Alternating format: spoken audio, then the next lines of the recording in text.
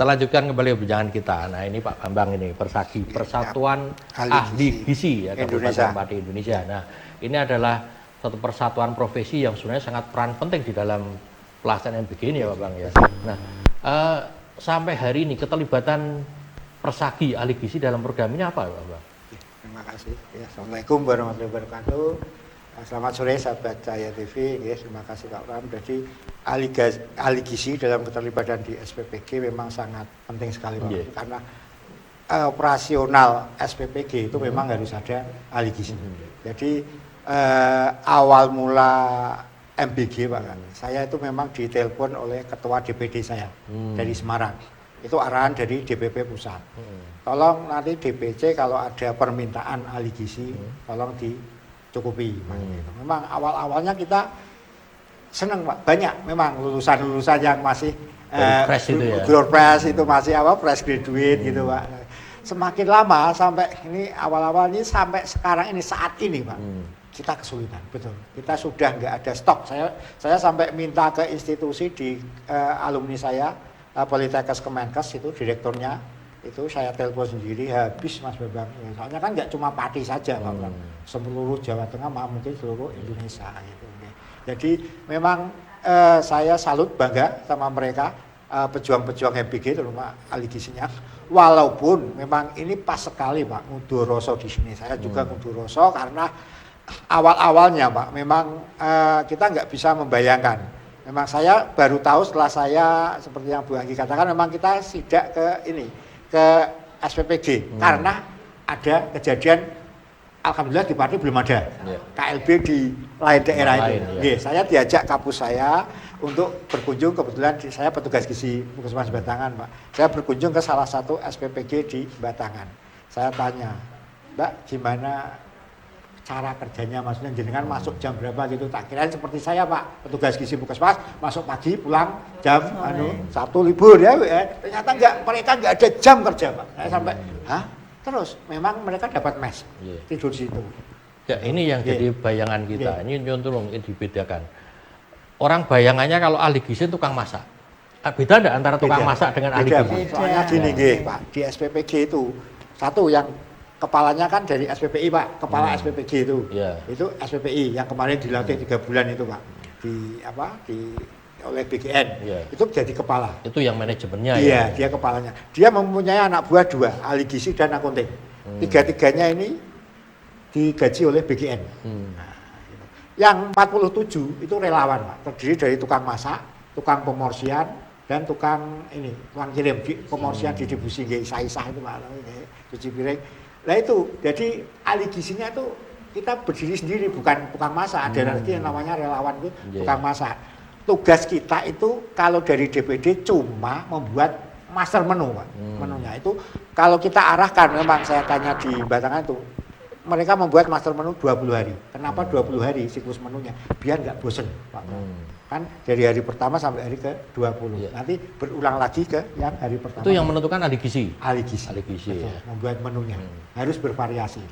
Terus gini Pak.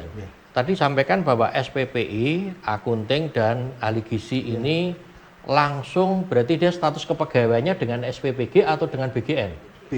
BGN. Oh berarti beda ya.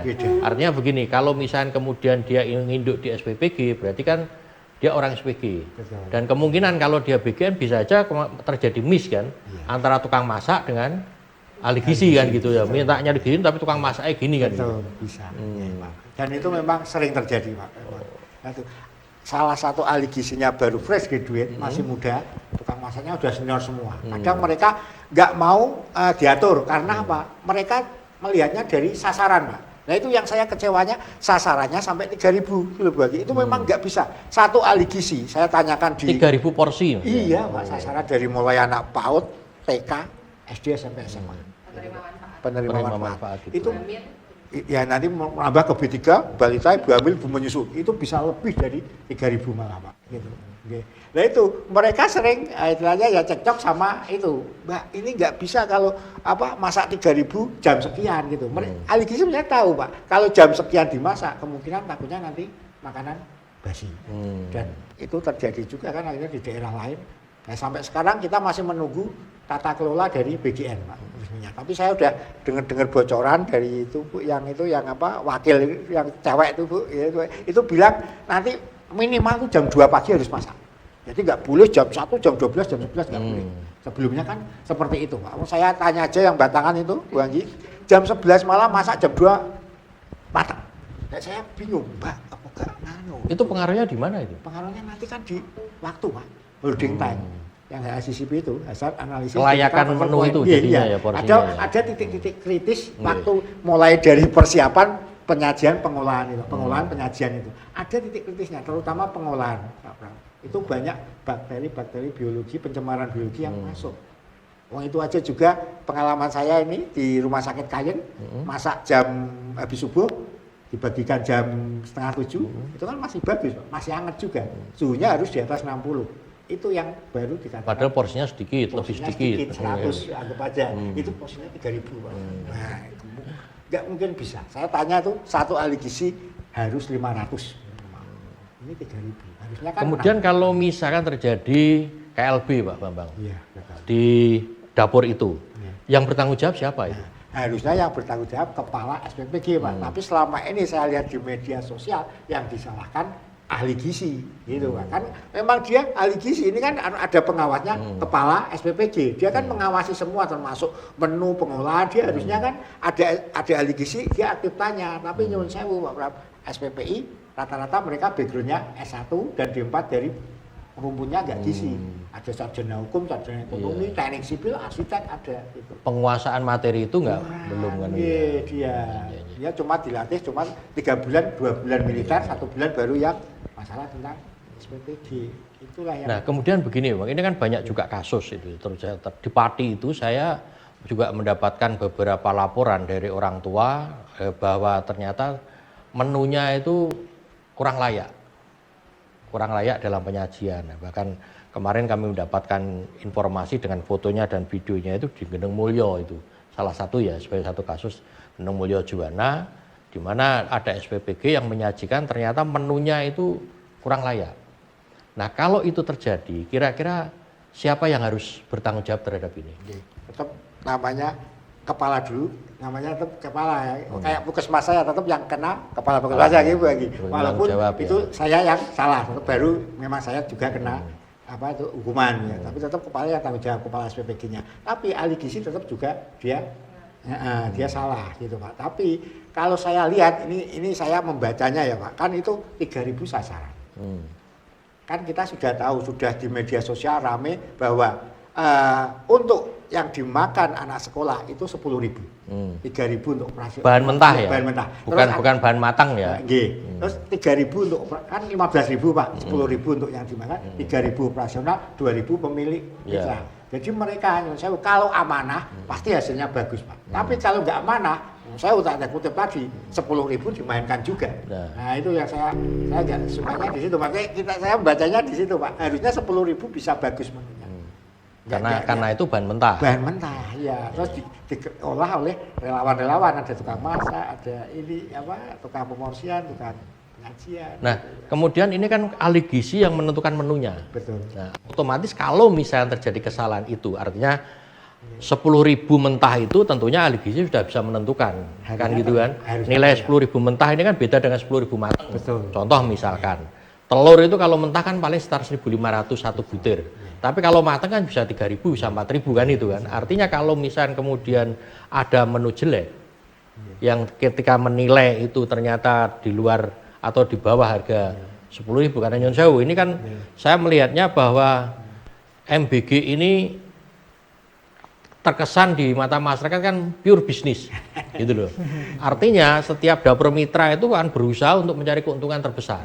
Nah ketika mencari keuntungan terbesar inilah yang kemudian meninggalkan nilai-nilai yang 10.000 mentah itu. Jadi artinya bisa jadi pelaksanaannya di dalam menu itu meskipun mentahnya harusnya 10.000, bagus harusnya, tapi ternyata dalam pelaksanaan bisa jadi hanya 5.000 gitu loh. Meskipun sebenarnya dapur mitra itu sudah dapat keuntungan sendiri sebenarnya kan.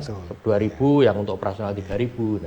Nah, kemudian kalau misalnya terjadi seperti itu, Bu Anggi ini terutama karena ada Satgas ya. Apa yang harus dilakukan masyarakat?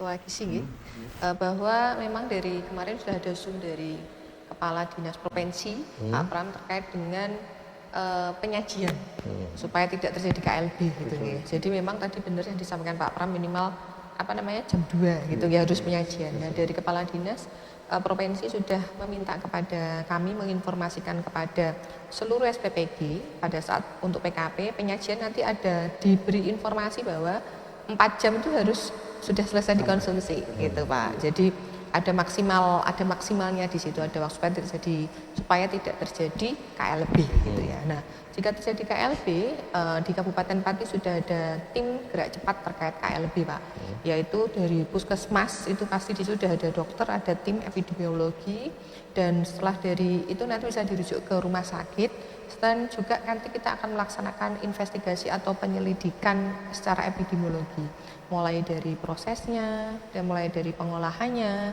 sampai distribusinya. Ada apa di situ? Supaya untuk mengetahui KLB-nya seperti itu. Harapannya di Kabupaten Pati tidak ada KLB. Dengan cara kami dari Dinas Kesehatan selalu memberikan kewenangan penuh kepada Puskesmas dan juga kami Dinas Kesehatan dan sudah kula nuwun kepada SPPG. Sudah besok ya Mbak ya Pak dengan atas izin dari Pak Wakil Bupati gitu ya, itu bahwa kita akan selalu berkunjung ke SPPG secara terus-menerus, tidak sesuai permennya kan 1 bulan nih Pak, tidak, secara sering kita akan selalu mengingatkan karena kita tahu bahwa teman-teman ahli gizi yang ada di SPPG itu memang masih junior ya dibandingin dari kami, jadi kita berdampingan, tidak ada kita tuh berjalan sendiri-sendiri, BGN ya BGN, Kemenkes kita berjalan ringan bareng-bareng supaya program MBG ini berhasil dan tidak ada KLB di Kabupaten Pati seperti itu Pak. Adakah jaminan bagi masyarakat bahwa kalau terjadi kejadian luar biasa atau komplain masyarakat karena dianggap tidak layak itu Satgas langsung bisa menangani, tidak lanjuti? Oke, terima kasih Pak. Kami dari Satgas MBG sudah mempunyai hotline gitu ya, hotline terkait aduan terkait MBG, yaitu ada nomor WA lapor Pak Dewo yang di-handle oleh Diskominfo gitu. Dari Diskominfo nanti akan meneruskan kepada kami terkait hal makanan gizi dari tim dari Satgas, dan kita nanti akan bergerak sesuai dengan tupoksi. Jika terkait memang itu terkait dengan menu, terkait keluhannya, SPPG, dapur dan apa itu pasti nanti di Dinas Kesehatan. Dan itu sudah ada kemarin ada beberapa yang sudah mengeluh kepada kami, lapor ke Pak Dewo dan langsung kita komunikasikan kepada SPPG dan juga teman-teman Puskesmas. Jadi sama-sama tahunya. Gitu. Ini SPPG mana harus jelas gitu Pak. SPPG A gitu. Jadi SPPG nanti kita klarifikasi, seperti juga nanti Puskesmas juga ikut mendampingi. Ada apa permasalahannya supaya nanti mereka tidak mengulangi hal yang sudah dikeluhkan sama pengadu. Tim Satgasnya siapa aja itu? Tim Satgas yang MBG ini di Kabupaten Pati. MBG itu ada 2 yang pengarahnya itu ketuanya Pak Bupati, tapi kalau untuk ketua umum pelaksananya adalah Bapak Rioso PLT Sekretaris Daerah Kabupaten Pati. Yang terdiri dari seluruh anggotanya mulai dari Kodim, Kapolres, terus kami dari Dinas Kesehatan, Ketahanan Pangan, seluruh OPD yang ada di Kabupaten Pati Pak. Karena MBG ini tidak bisa bergerak dari kami Dinas Kesehatan saja Pak, tapi ini lintas sektor semuanya.